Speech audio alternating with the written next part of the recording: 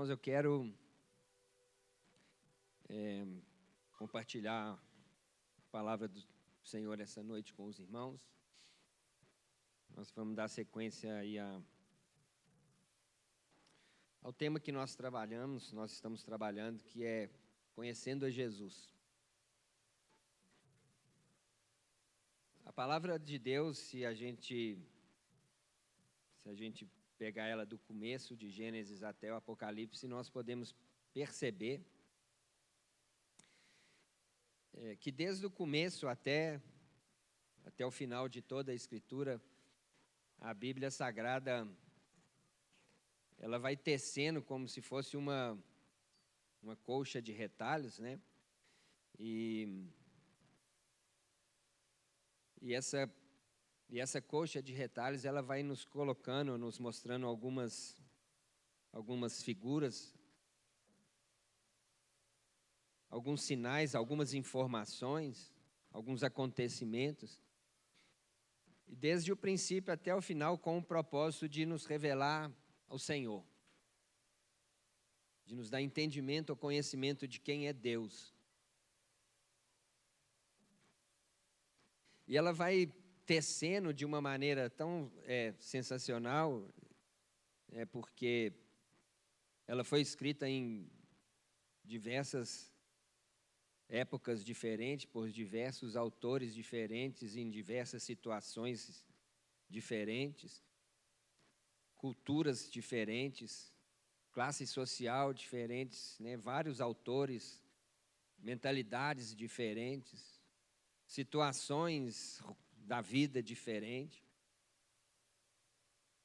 Mas desde o começo até o final, essas coisas elas vão convergindo e nos trazendo uma revelação dessa pessoa chamada Jesus, o homem Deus, o Verbo encarnado. E quando a gente entra para estudar as Escrituras ou nos aprofundar na palavra de Deus, nós vamos compreendendo ou entendendo melhor quem essa pessoa é. Mas a gente não pode aprender isso simplesmente por informações.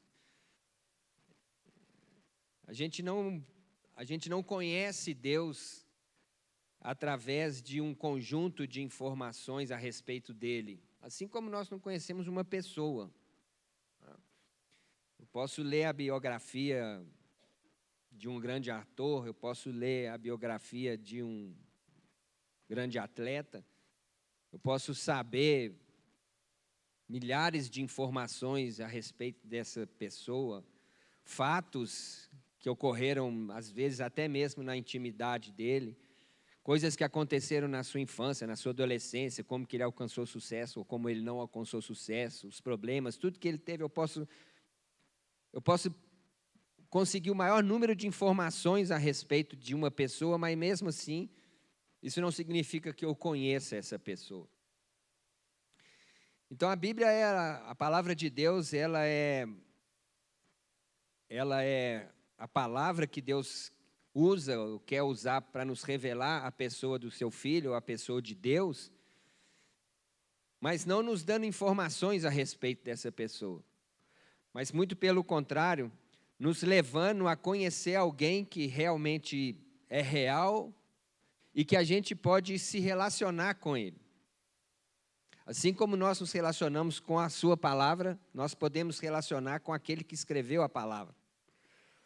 E isso é muito legal, que nós vemos, por exemplo, quando a gente começa a ler a Bíblia, e a Bíblia começa em Gênesis falando no princípio, e aí a gente fica perguntando aonde que Jesus estava nesse princípio, e acredito que o povo hebreu, por exemplo, passou a grande parte do seu tempo, ou a sua história inteira, entendendo que a primeira vez que apareceu a promessa a respeito do Messias, do Redentor, foi quando Deus falou que iria enviar um homem que ia pisar na cabeça da serpente. Mas aí, lá na frente, quando tinha 400 anos que não existia mais uma revelação profética, o cânon do Antigo Testamento já estava fechado, o apóstolo João consegue enxergar Jesus lá no princípio. Ele fala, no princípio era o Verbo, e o Verbo estava com Deus, e o Verbo era Deus. Então, essa coxa de retalhos, ela vai nos mostrando, né, essa coisa maravilhosa que é Deus se revelando à humanidade desde o começo, desde o princípio de toda a criação. A humanidade nessa expectativa de conhecer a Deus. Todo ser humano tem essa expectativa ardente no seu coração de conhecer a Deus, mesmo que involuntariamente, né? Mesmo que sem parar e fazer um raciocínio lógico que quer conhecer a Deus. Todo ser humano, na sua essência, na sua existência, ela nasce para conhecer a Deus, para ter um encontro com o Criador, para se relacionar com aquele que é mais do que a própria criação, né? Ele é aquele que fez todas as coisas, ele é a fonte de todas as coisas, ele é o criador do universo, ele é o design, né? O logos que a gente traduz como verbo, né? Essa tradução ela é muito pobre né? pela incapacidade do português, mas o logos é aquela força criacional que fez tudo do universo, é o design que estava por trás de tudo que foi criado, de tudo que veio à existência através daquilo que Deus criou. Esse é o logos, né?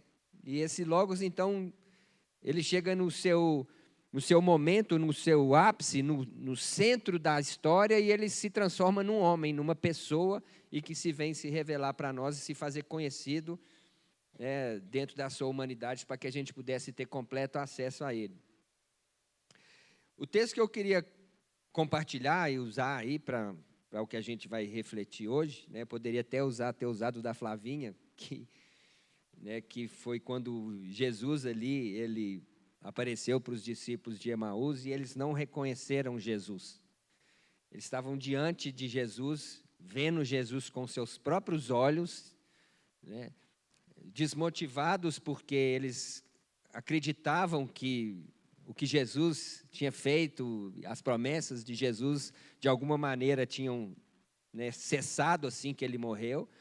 E eles não conseguiam ter um entendimento de que tudo aquilo que Jesus falou, aquilo que Jesus ensinou, tudo aquilo que Jesus construiu, ele ia ecoar muito mais do que simplesmente o tempo presente que eles estavam ali. Eles não conseguiam enxergar Jesus mais e estavam indo lá, desmotivados para um outro caminho totalmente diferente, completamente diferente daquele que o Senhor tinha ordenado. Até que, então, de repente, no partir ou na intimidade, no conhecimento, né, aquilo que os olhos humanos não podiam ver, mas que na relação de partilha foi possível perceber. E Jesus partindo o pão, então, os olhos daqueles caras se abriram, eles começaram a ter entendimento e falaram, era o Senhor.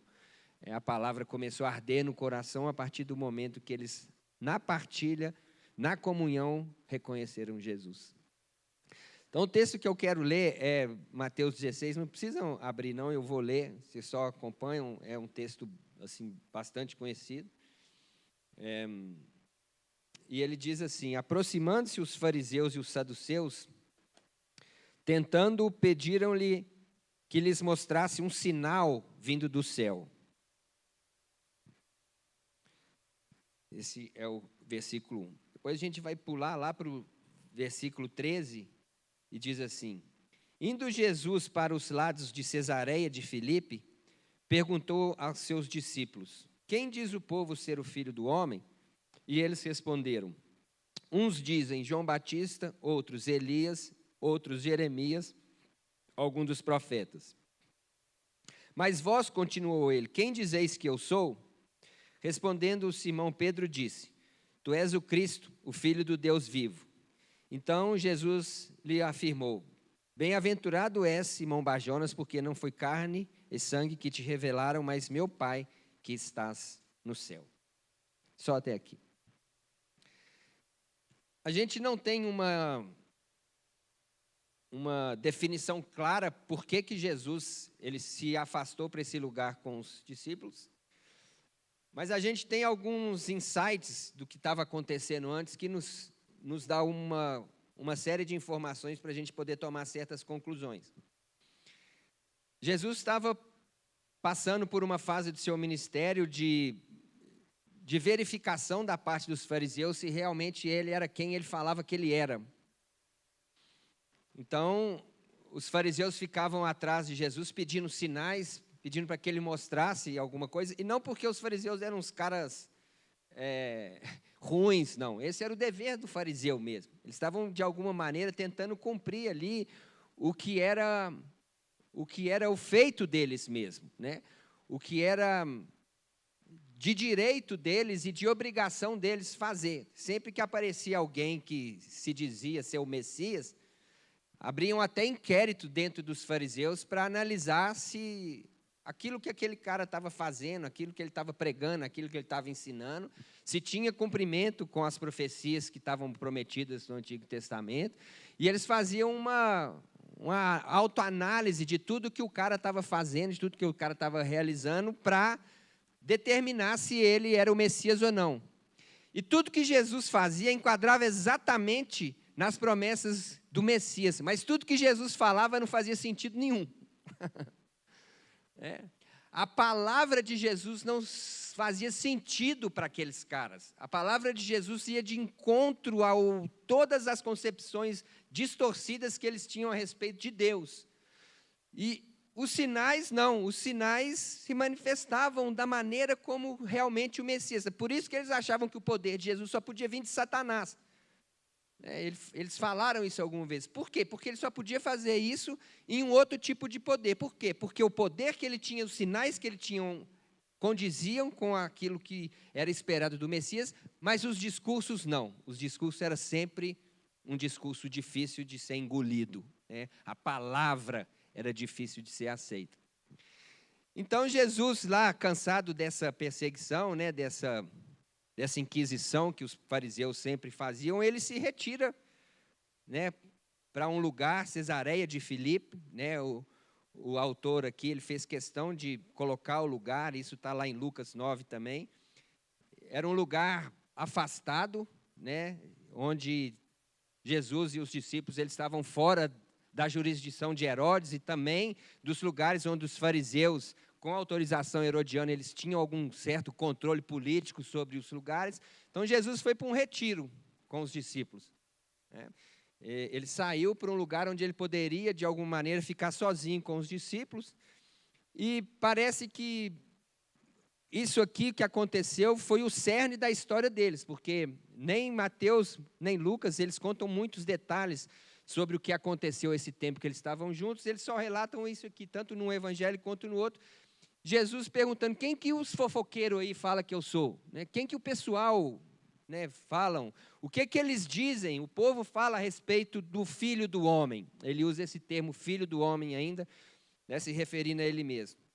Então ele faz essa pergunta e, com certeza, Jesus sabia que existiam muitas concepções de quem ele era espalhado por todo o tempo. E aí a gente precisa, assim, voltar um pouco e colocar um pouco a nossa... Não é a nossa imaginação, mas é a realidade para entender essa situação aqui. Porque muitas vezes a gente traz isso para a nossa realidade, né? Mas você imagina Jesus, né, aparecendo, né, na Galileia, 400 anos que não existia mais um profeta, aí aparece João Batista, e João Batista aparece pregando arrependimento. As pessoas vão atrás dele, os fariseus vão interrogá-lo, perguntando se ele realmente era o Messias, se ele era o esperado, se ele era a volta do Elias, se realmente eles podiam acreditar e crer. Ele fala, não sou eu não sou essa pessoa, eu só sou o profeta que está abrindo espaço para aquele que é muito maior do que eu. Então, os boatos espalhando o tempo inteiro, porque apareceu um cara lá na Galileia, né, a Galileia, Jesus, apesar de ter o seu QG lá predileto, que era Cafarnaum, mas ele exerceu a grande parte do seu ministério na Galileia, que era o lugar mais pobre, né, no meio dos mais oprimidos, daqueles mais necessitados, e ele começa a fazer muitos sinais e muitas maravilhas, e a notícia vai espalhando para tudo quanto é lado, mas... Naquele tempo, a notícia para espalhar, ela não tinha redes, ninguém tinha rede social, ninguém tinha telefone, então era uma pessoa falando do outro. Então, eu creio que muitas pessoas queriam ver Jesus, mas não sabiam onde que estava, não tinha jeito de comunicar, não tinha jeito de falar uns com os outros. As informações demoravam muito tempo para chegar, e quando chegavam, já não era mais notícia, né? Você mandar uma carta naquele tempo era caríssimo, né? Quando a gente vê as cartas de Paulo, aquilo era um caríssimo. Você tinha de comprar um papiro, que era caríssimo. Você tinha de arrumar um escriba que pudesse escrever. Você tinha de receber autorização de Roma para você poder mandar a carta. Você tinha de ter um mensageiro para mandar. E, provavelmente, quando você fizesse uma notícia dessa, ó, Jesus passou por Cafarnaum, você mandasse para alguém, ia demorar 20, 30 dias para chegar lá. Jesus já tinha ido embora há muito tempo, né? Então, estava todo mundo naquele alvoroço, escutando sobre um cara que apareceu e que estava fazendo coisas que até então ninguém tinha visto fazer, né? O livro de Atos fala que apareceram vários falsos messias, pessoas que falavam que era o Messias, mas nenhum deles foi para frente e nenhum deles fazia as obras que Jesus fazia. O próprio Nicodemos falou: você só pode fazer isso se for um homem enviado de Deus, não tem condição.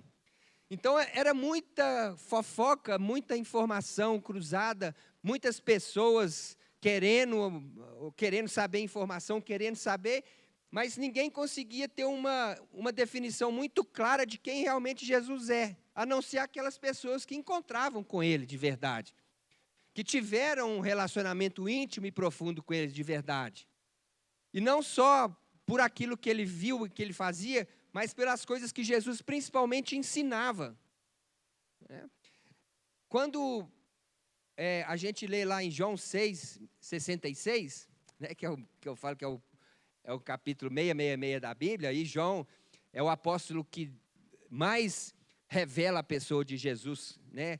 Ele nos dá as maiores informações e a maior revelação de quem Jesus Cristo é de verdade. Ele fala lá no João 6,66, que após aquilo muitos abandonaram Jesus. O grande pessoal abandonou Jesus. E a gente fala, depois daquilo o quê? Jesus tinha feito um sinal maravilhoso de multiplicação dos pães e dos peixes. Jesus tinha andado sobre o mar, né, para encontrar Pedro. Ele tinha quebrado as leis naturais, né, a lei da física. Ele tinha feito os maiores sinais e maravilhas, mas aí ele faz um discurso que para a gente é normal, mas você imagina um judeu escutando isso, quando ele falou assim: aquele que não comer da minha carne e beber do meu sangue não tem parte comigo. Todos nós ia vazar se a gente escutasse isso, né? O cara é canibal, velho. Comer da minha carne, para um judeu, não tinha nada mais maldito do judeu do que você comer sangue, né? Está lá na lei deuteronômica, 4.000 anos atrás, Moisés, era totalmente, porque era o lugar onde tinha vida, né? O judeu jamais iria comer, ainda comer carne humana. Pô, não dá, velho. Esse cara multiplica pão, faz milagre, mas ele fala para a gente comer a carne dele, não faz o mínimo sentido, né? E aí muitos debandaram Jesus, porque eles não entendiam a mensagem que ele trazia. Eles viam os sinais condiziam com o Messias, mas o discurso de Jesus não dava para entender racionalmente. Assim como a gente não embasa o nosso conhecimento de Deus com as informações que nós temos na nossa lógica. Quem pode explicar o encontro que teve com Jesus? Quem pode explicar a sua conversão? O que aconteceu com você que converteu? Foi uma série de informações que você recebeu? Você recebe isso desde que você nasceu no Brasil. Jesus Cristo morreu na cruz para te salvar. Jesus Cristo é o Senhor. Todo mundo sabe disso. Todas as pessoas que vivem num país mais ou menos cristão sabem disso. Mas não é as informações, não adianta. Se o Espírito de Deus, ele não nos revelar e for além do que carne e sangue pode fazer por nós, não adianta que nós não vamos conhecer a Deus. Nós não vamos conhecer Jesus. Mas nós vamos ter algumas informações a respeito dele. Então Jesus, ele saiu com essa turma para lá, para um lugar, para o seu retiro, e ele pergunta: quem que as pessoas dizem que eu sou? E aí o pessoal falou, né?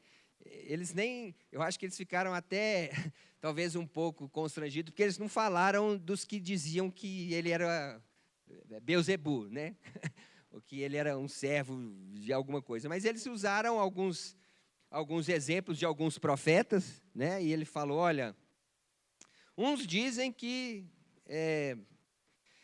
tu é João Batista. Bom, João Batista, eu não entendo porque eles citaram aqui. Porque João Batista foi visto com Jesus. Se Jesus era João Batista, quem era João Batista? Então não faz o mínimo sentido, né? As informações estavam tão distorcidas e o pessoal estava tão sem saber qual que era a informação verdadeira a respeito de quem Jesus Cristo era, que alguns achavam que ele era João Batista, mas João Batista já tinha sido visto com Jesus. Ou estava muito mal informado, ou estava doido, ou então não tinha uma resposta para dar e falou isso. E outros diziam que ele era Elias, né, o esperado, e outros Jeremias ou algum dos profetas. Então, o que o povo achava de Jesus, o mesmo povo que viu os milagres, que viu os sinais, que viu as maravilhas, que viu a multiplicação de pão, que viu Jesus ressuscitando Lázaro e etc, etc, etc, essas mesmas pessoas, elas achavam que Jesus era ou um grande profeta, ou um grande mestre, ou um grande performador de milagres. Jesus era um homem poderoso, mas era o que eles tinham entendimento devido às informações e aquilo que eles viram com os próprios olhos. Então, eles não tinham entendimento da profundidade de quem Jesus Cristo mesmo era. Um grande profeta, um grande mestre, um grande fazedor de milagres, um multiplicador de pães, ele é um provedor, ele é um revolucionário, ele é um cara maravilhoso. Se você for lá no Google, hoje eu fiz isso, eu fui no Google e escrevi lá, quem é Jesus? Você for lá, quem é Jesus? Você vai ver várias declarações de quem Jesus é o líder, maior líder do cristianismo, ele é o cara que fez isso, é a pessoa mais influente da terra, ele fez a divisão do calendário do romano, ele fez isso, ele fez aquilo e tal. Você pode ler o Google inteiro, você pode ir no chat de NBT e pegar todas as informações, você nunca vai ter compreensão de quem Jesus é através disso. E era assim que o povo estava. Eles não conseguiam perceber aquele que estava ali, na frente deles, cumprindo todas as promessas, cumprindo toda a ordem veterotestamentária na pessoa dele, e entendendo como que as suas pregações, os seus ensinos e as suas declarações, elas podiam condizer com aquele que dizia que era o Filho de Deus. E aí ele pergunta para Pedro, né? E tu, Pedro, quem você fala que eu sou? E aí Pedro, né, disse, tu és o Cristo, o Filho do Deus vivo. O que Pedro estava querendo dizer aqui tu és o único que tem a mesma natureza de Deus. Tu és aquele que é igual a Deus, porque filho de peixe, peixinho você é filho de Deus. Tu és o Cristo, né, o Messias, o esperado, mas mais do que isso, você é Deus encarnado. Pedro já tinha dado essa declaração uma vez, quando lá na pesca maravilhosa, e Jesus vai entrar no barco, ele fala, afasta de mim porque eu sou pecador. Lembram disso?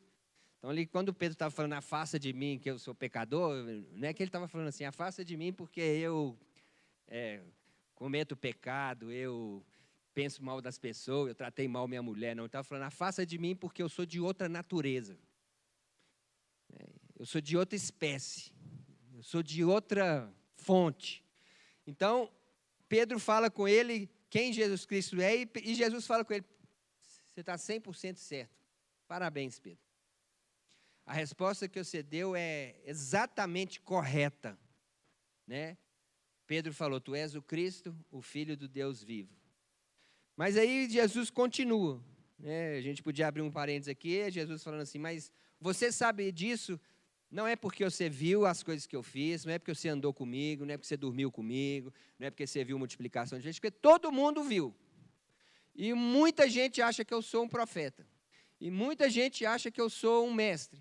E muita gente acha que eu sou Elias, a volta de Elias. E outros acham que eu sou até João Batista. Estão tão mal informados, eu vi o João Batista que me batizou, como que ele poderia me batizar e eu ser ele? Você não sabe essas coisas, não é por conta disso, você só sabe porque não foi a carne nem o sangue que te revelou, mas meu Pai que está no céu. Irmãos, isso trazendo para nós é muito maravilhoso e lindo. Né? Nós, hoje, eu, você, ou quem estiver aqui dentro, nós recebemos uma revelação de quem Jesus é um dia. Nós fomos selados com o Espírito dele um dia. Nós fomos chamados João 1,12 diz, de filhos de Deus um dia. Não foi por nosso entendimento, nossa intelectualidade, nossa habilidade, nossa leitura da Bíblia. Foi porque o Pai, que está no céu, decidiu revelar isso para nós. Isso é maravilhoso. Né? Deus um dia abriu o nosso entendimento, abriu os nossos olhos, tirou todo o campo da nossa intelectualidade de informações a respeito de uma pessoa e nos revelou exatamente quem essa pessoa é, e Jesus Cristo é Deus encarnado. Não é sangue e não é carne que nos revelou isso. Então isso tem que mudar nossa segunda-feira. Isso tem que mudar nossa agenda. Isso tem que mudar a maneira como que a gente cuida da nossa saúde, do nosso dinheiro, dos nossos relacionamentos, do nosso tempo, do nosso futuro, dos nossos planos. Nós recebemos uma revelação enviada pelo Pai que Jesus Cristo é Deus. E que como Deus, nós o adoramos. Nós queremos nos tornar como Ele. O plano da nossa vida agora foi ressignificado para nós nos tornarmos exatamente como Ele é. O projeto de Deus para nós é nos tornarmos como Jesus é. Por quê? Porque nós, seres humanos, nós nos tornamos exatamente aquilo que nós adoramos. Então, antes de conhecer Jesus, nós adoramos várias coisas, mesmo aquelas que involuntariamente ou inconsciente, mas nós adoramos várias coisas. E quando nós adoramos alguma coisa, nós queremos nos tornar como essa coisa. Por isso que o profeta Isaías falava lá dos caras que adoravam as imagens e falava, elas têm boca e não fala, têm mão e não pega, têm pernas e não anda, e vocês como adoram, vocês vão se tornar igualzinho a eles. Então, Jesus, ele fala isso para Pedro, e fala, o meu Pai que está no céu, ele resolveu te revelar isso. Não é pela sua destreza, não é pelo tempo que você teve comigo, mas o meu Pai que está com o céu. Porque se a gente não entender Jesus como Deus, e nós seguirmos Ele por alguma outra coisa que nós achamos que Ele é, por exemplo, se a gente achar que Ele é um grande mestre, nós vamos estar disponíveis para escutar os seus ensinos. E os ensinos de Jesus, eles são muito bons. E os ensinos de Jesus, eles fazem parte da nossa vida. E os ensinos e a palavra que Ele ensinou, ela traz para a gente uma qualidade, inclusive, de vida, se nós colocarmos em prática. Se nós obedecermos aquilo que Ele ensinou. Mas se Ele ficar limitado somente nisso, nós vamos estar dispostos a ouvir Jesus simplesmente quando nós precisarmos de alguma boa direção, algum bom conselho. Quando a gente tiver de tomar alguma boa decisão, aí nós vamos procurar Ele como um bom mestre. Se Ele for um profeta para nós vamos procurar Ele quando nós queremos entender alguma coisa a respeito da realidade presente ou da realidade futura, e nós vamos procurar Ele. Se a gente crê que Ele é um grande operador de milagres, nós vamos procurar Ele somente quando nós tivermos necessidade de um milagre, de uma cura. Muitas pessoas viveram assim e vivem assim hoje. Creem que Jesus é um grande operador de milagres e se relacionam com Ele, buscam Ele simplesmente porque Ele tem a capacidade de gerar. E Ele é isso tudo mesmo. Ele é um grande profeta, Ele é um grande mestre, Ele é um performador de milagres, Ele é Deus, mas acima de tudo, Ele é o Verbo encarnado que nós precisamos adorá-lo. Eu entendo que é essa a direção, que nós como igreja temos tido, eu falo nós comunidade cristã da Zona Sul, de ter esse entendimento um pouco melhor e mais profundo do que significa realmente essa coisa chamada adoração. Esse entendimento de que antes de qualquer coisa, Deus nos escolheu. E se Ele nos escolheu, existe alguma coisa, eu não sei o que é, no coração de Deus a nosso respeito, e nós temos que refletir isso com a nossa vida. O chamado de Jesus, ou o chamado de Deus através da vida de Jesus para nós, requer um compromisso muito maior do que a gente fazer um cumprimento de uma agenda eclesiástica ou ministerial, alguma coisa, mas que existe um comprometimento genuíno e verdadeiro de a gente colocar todo o nosso coração e as nossas fichas nesse negócio chamado vida cristã. É uma dedicação onde, se a gente quiser tomar o lugar de Deus, ou quiser mudar os planos de Deus, ou convencer Deus de alguma coisa, a gente vê Pedro fazendo isso logo em seguida, nós vamos ser repreendidos pelo Senhor. Se a gente continuar lendo o texto, Jesus tinha acabado de dar um joinha para Pedro, né?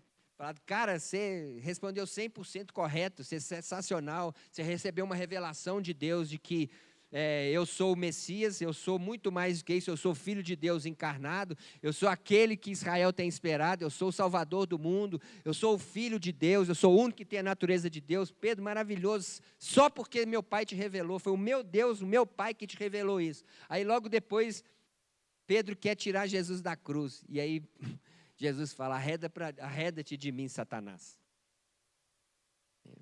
Arreda-te de mim, Satanás. Quando Pedro começou a reprová-lo, né, dizendo, tem compaixão de ti, Senhor, isso de modo algum te acontecerá. Quantas vezes nós não agimos assim, né, irmãos, com a nossa vida? Não, Deus, o Senhor é um grande mestre, mas governo da minha vida, eu sei como faço. O Senhor é um grande profeta, eu acredito nas suas palavras. Mas isso aqui não dá. O Senhor é um grande operador de milagres, eu glorifico a Deus pelo Senhor, pelo que o Senhor me deu, pelo que o Senhor fez. Eu lembro quando eu estava assim, o Senhor me presenteou, o Senhor realizou na minha vida. Mas tem coisas aqui que eu que conduzo. Isso eu que vou levar. Isso eu que vou conduzir. E o cerne da adoração é justamente nós sermos completamente conduzidos, levados, tomados, encharcados, direcionados, instruídos, nutridos no Senhor. É uma vida de completa dependência de Deus e de caminhar em conhecê-lo. João 17,3, ele falou sobre isso. João, o cara que teve a maior intimidade com o Senhor, aquele que experimentou um profundo amor com Jesus, ele falou, e a vida eterna é essa, conhecer a Deus e ao seu Filho, Jesus. E não é conhecer a Deus procurando informações a respeito de Deus. Conhecer a Deus mergulhando num profundo relacionamento de adoração e de comunhão com Ele. O Espírito Santo de Deus, ele está disponível e procurando, a Bíblia diz, adoradores. Gente, que punk, né? Deus está procurando. Devia ser ao contrário, né? A Bíblia diz, sabe, as criaturas estão desesperadas procurando o Criador para o adorá-lo. Mas João escreveu, Deus está procurando verdadeiros adoradores. Deve ter falsos, né? Senão ele não escrevia verdadeiros adoradores. Que o adorem em espírito e em verdade. Em espírito, não é através de informação.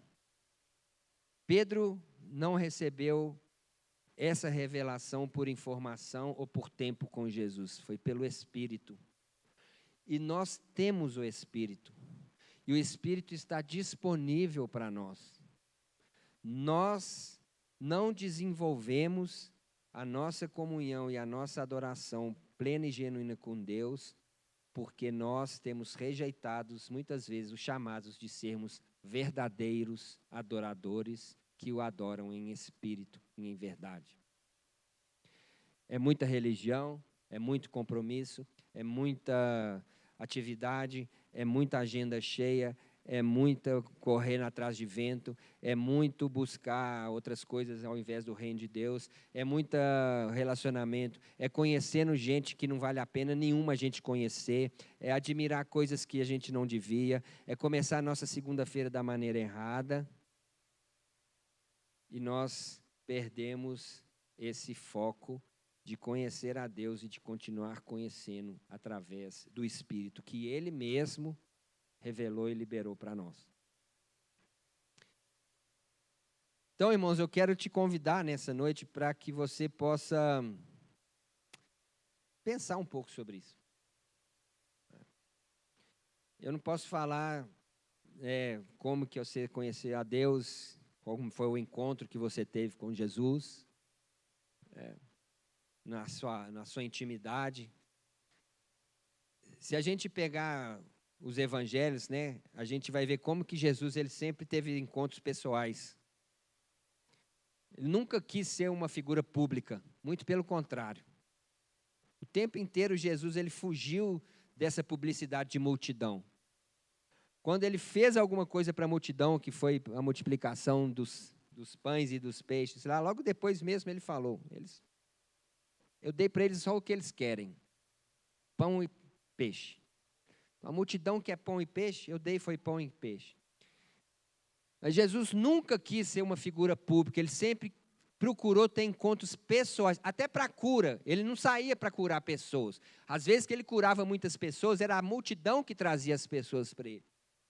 Ele fazia as curas no caminhar, no cotidiano da vida. Ou então quando tinha alguém desesperadamente clamando e ansiosa por encontrar com ele. Ou como foi o cego lá, Bartimeu, gritando, Jesus, filho de Davi, tem misericórdia de mim. Ou aquela mulher que foi no meio da multidão tocar em Jesus. Ou aquele cara, Jesus, ele nunca saiu para fazer show público. Ele nem tinha essas qualificações para fazer isso. Um nazareno. A intenção dele sempre foi se fazer conhecido, sim, mas para se fazer conhecido no íntimo das pessoas. Ele não queria fazer uma publicidade para se tornar famoso, mas ele queria tomar espaço no coração das pessoas, no coração humano. E ele nunca rejeitou um que chegou até ele, e ele falou isso na sua palavra, aquele que vem a mim eu jamais o lançarei fora. Ele recebeu de braços abertos aquela prostituta que tinha sido pego coisa, e Zaqueu, que era um corrupto, que procurou um lugar para subir só para ver Jesus. Zaqueu, eu acho que é um cara muito interessante para a gente pensar a respeito de adoração, porque Zaqueu não tinha nada para receber de Jesus. Ele é um cara socialmente bem, resolvido na vida, cheio do dinheiro, cheio de bens, tudo que um cara podia ter de sucesso. Ele foi com Jesus simplesmente porque ele queria conhecer o Senhor. Ele não buscou cura, ele não buscou milagre, ele não buscou nada.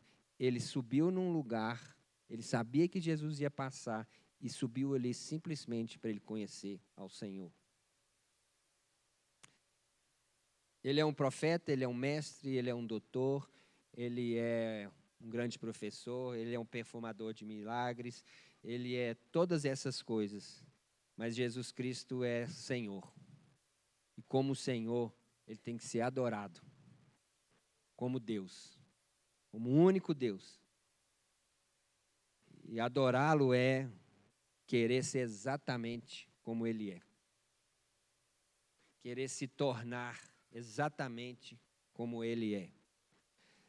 Deus tem um plano para a nossa vida e é um só. É o mesmo para todo mundo. É ir nos moldando dia após dia a imagem do seu Filho, a imagem de Jesus. Todas as coisas concorrem para isso. Para nos moldar e nos fazer semelhante a Jesus Cristo, o Senhor. E a adoração é a mola mestra que nos leva e nos capacita a fazer isso. Tudo vem do Senhor. Mas para a gente receber tudo, a gente tem que ir até o Senhor. Todas as coisas provêm dele. Mas é nele que nós temos que estar. Amém?